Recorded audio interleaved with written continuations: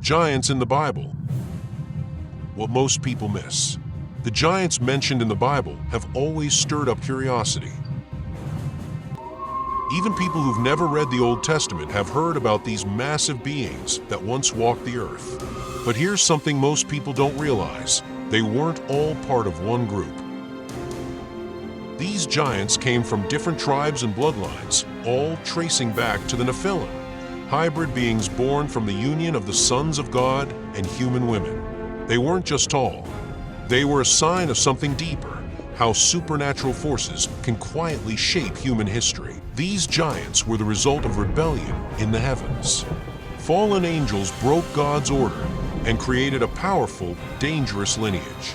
Even after the flood, which was meant to wipe them out, they somehow returned. That alone tells you this wasn't just a physical issue, it was spiritual. One of the clearest examples is in Numbers 13. When Moses sent spies into Canaan, they came back shaken. They'd seen the descendants of Anak, giants so large and intimidating, the spies said, "We felt like grasshoppers next to them." That wasn't just fear, it was a psychological blow. These giants didn't just threaten the Israelites physically. They made them doubt their mission and question whether they could take the land Yahweh had promised. The cities were fortified, the people were strong, and the giants stood in the way. The fear they caused nearly stopped the Israelites from moving forward. That moment shows how these beings weren't just obstacles, they were symbols of spiritual resistance. The battle for the promised land wasn't just about territory. It was about whether Yahweh's people would trust him in the face of supernatural opposition. The Rephaim, giants of the afterlife. The first and maybe most mysterious race of giants in the Bible is the Rephaim. These weren't just big people, they were tied to something darker. The name Rapha, which is the singular form of Rephaim, carries a deep meaning. In both Hebrew and Phoenician, it doesn't just mean giant. It points to beings that lived on the edge of life and death. Think of them like spirits or shadows, creatures that cross between this world and the next. Why did ancient people see the Rephaim this way? It goes back to the Great Flood. That flood wasn't just a natural disaster, it was Yahweh's judgment. The giants had multiplied and spread fear across the earth, and the flood wiped them out. But somehow, after the waters settled, they came back. How? Ancient records say the fallen angels, those who rebelled against Yahweh, kept interacting with humans. They were worshipped like gods and once again united with women, creating a new generation of giants. The Rephaim were massive. Their size went beyond anything normal. One of the clearest examples is Og, king of Bashan. His measurements were recorded in ancient texts, about 15.4 feet tall and over 6.6 feet wide. That's not just big, that's towering. And Og wasn't the only one. Other Rephaim had similar dimensions, showing that this race had a consistent, intimidating size. People feared them for good reason. The Anakim, giants with a dark legacy. Next up are the Anakim, descendants of a giant named Anak. Like the Rephaim, these people were known for their massive size and strength. But what set them apart was their name, and what it revealed about where they came from. Anak isn't just a name, it's a clue. In ancient Sumerian, Anak or Anakin means sons of those who fell from the sky. That's a heavy statement. It points straight to their supernatural roots. These giants weren't just big, they were believed to be direct descendants of fallen angels or so-called gods who came down and broke Yahweh's laws. That connection gave the Anakim a kind of spiritual authority. They weren't just strong, they carried a presence that made people feel small. Not just physically, but spiritually. Scripture describes them as towering over regular people by 6 to 10 feet, with some estimates putting them between 11.5 and 14.4 feet tall. Some even say they rivaled the Rephaim, reaching over 14.8 feet. That kind of size made them a serious threat. But it wasn't just their height, it was the aura around them. They had a supernatural edge that made their presence intimidating. Because of their origin, the Anakim weren't just warriors, they were symbols of rebellion. They represented a mix of human and supernatural forces that stood against Yahweh's order. Their existence reminded people that evil doesn't always come in obvious forms. Sometimes it shows up as strength, pride, and defiance. The Anakim were a warning. Even when something looks powerful, it might be rooted in corruption. The Emim, giants that brought fear. Now let's talk about the Emim. These giants don't get as much attention, but they were just as terrifying.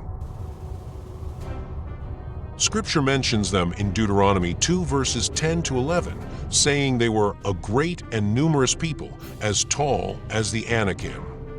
That comparison alone tells you they were massive, probably over 13 feet tall, and just as dangerous.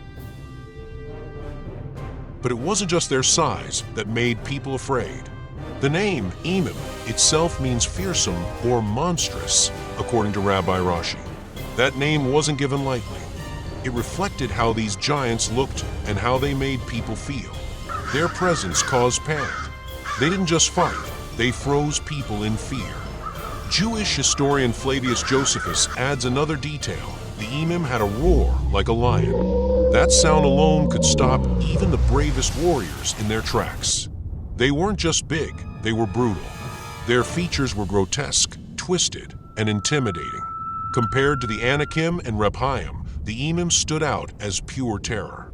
While the Anakim were known for their supernatural lineage and the Rephaim for their connection to death, the Emim were remembered for the fear they spread.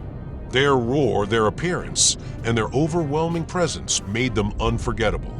They were living reminders that evil doesn't just attack, it intimidates, manipulates, and paralyzes.